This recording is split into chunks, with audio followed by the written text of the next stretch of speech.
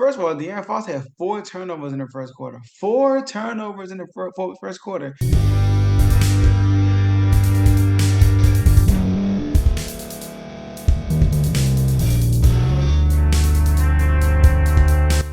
Welcome to the Joe Jordan Show. My name is Joe Jordan. I am your host today.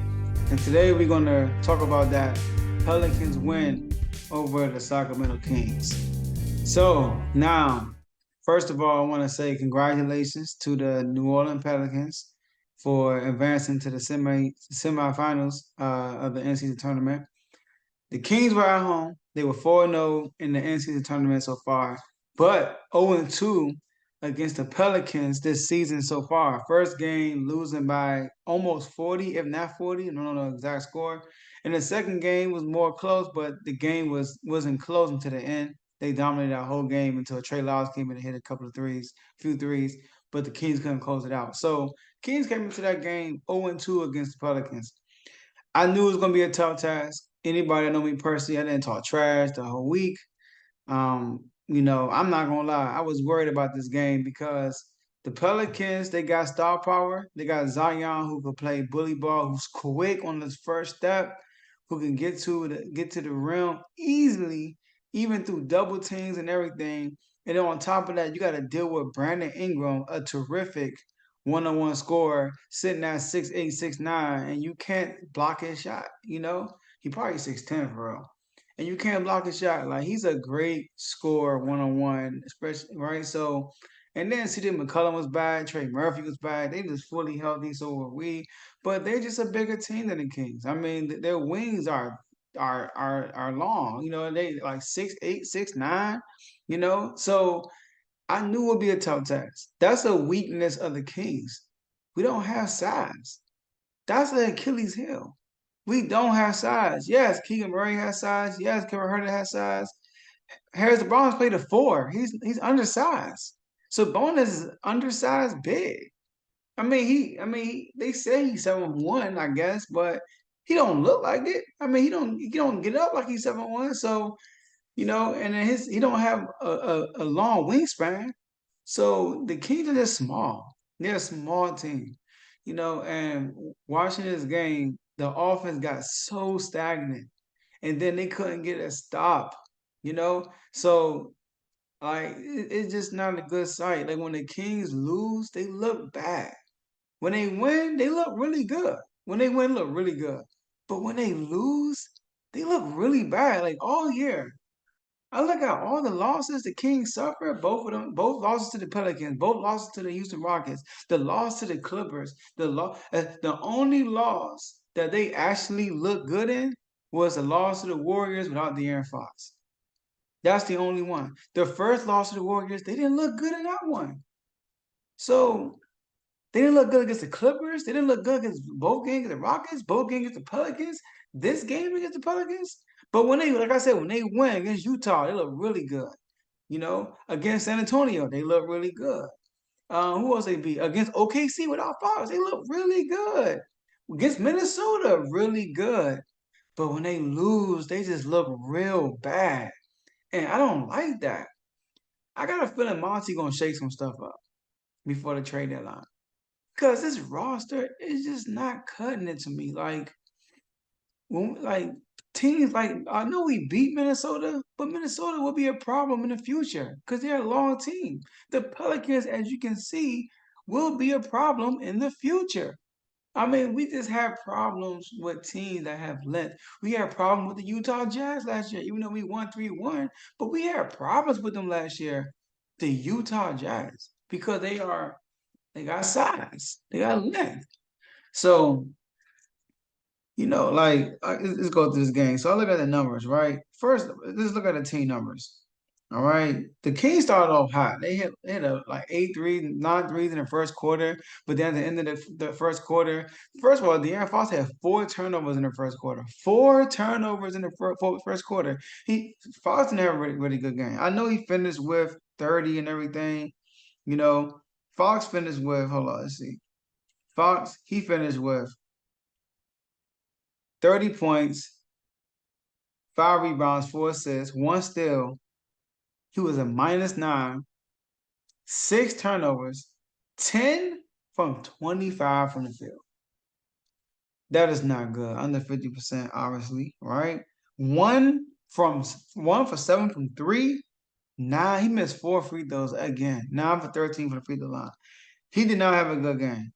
You know, I look at Harrison Barnes. He only took three shots, 1 for 3. He was a -11. You know, he did a good job on Zion earlier. Then he had his moments when he didn't really do that really good. But he did a majority of the time he did really good against Zion.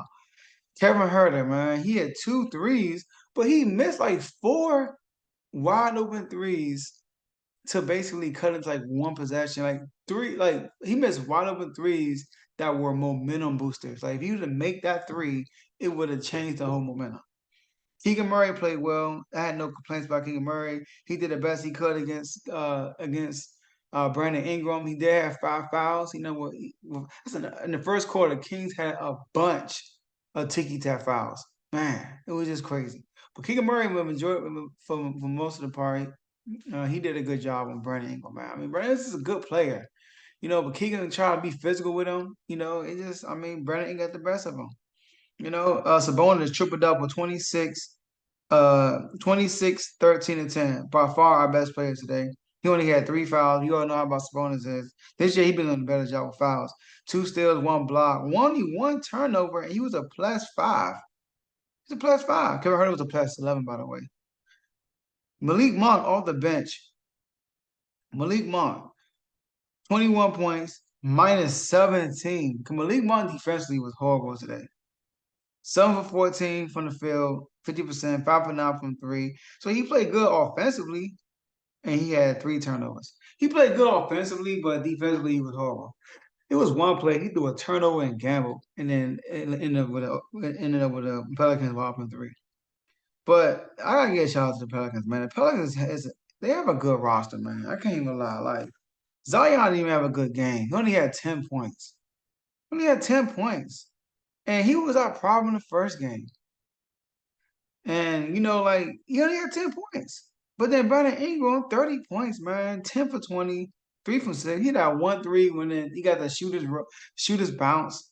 That was that was basically a heartbreaker right there. I'm not even gonna lie. That kind of like was like because we was on a run and he just hit that three. I'm like, dang.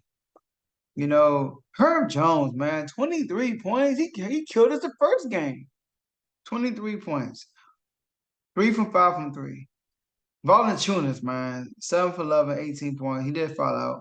And CJ McCullough, I don't know how many tough floaters, tough pull-ups he hit on us. It's ridiculous, man.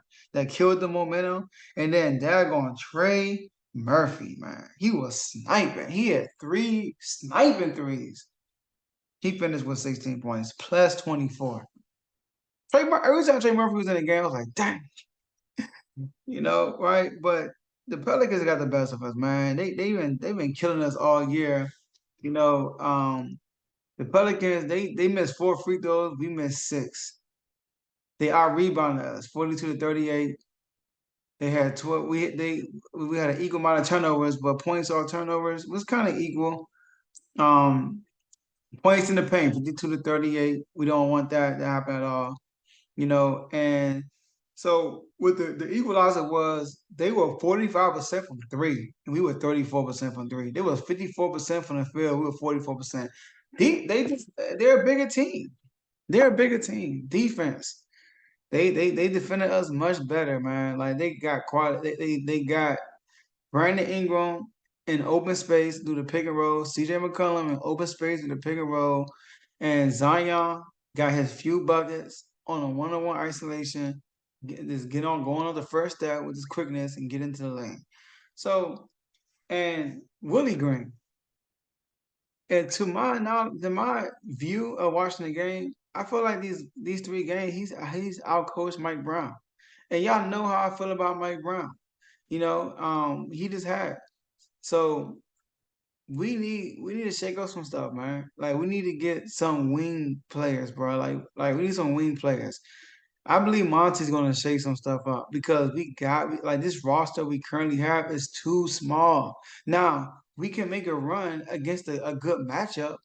Like if we play like the Memphis Grizzlies, or they're gonna make the playoffs, but it's the Memphis Grizzlies, like even like the Suns. You know what I mean?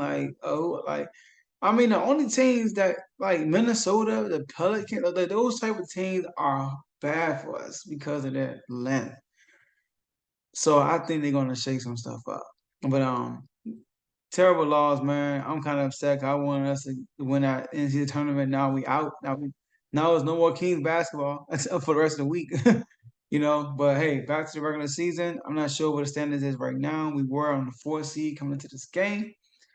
Still hashtag swiper season. I changed it from swiper MVP season to swiper season. But that's all I have for you guys today, and I'll see y'all next episode.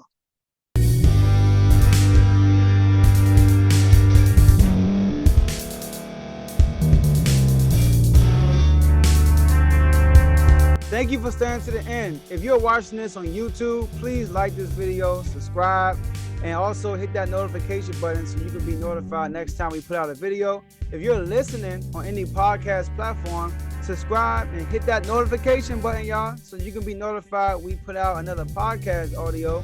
And last but not least, hit that share button. No matter what you're listening to or watching it, hit that share button and send it to somebody that you know that would love to watch this episode you just listened to.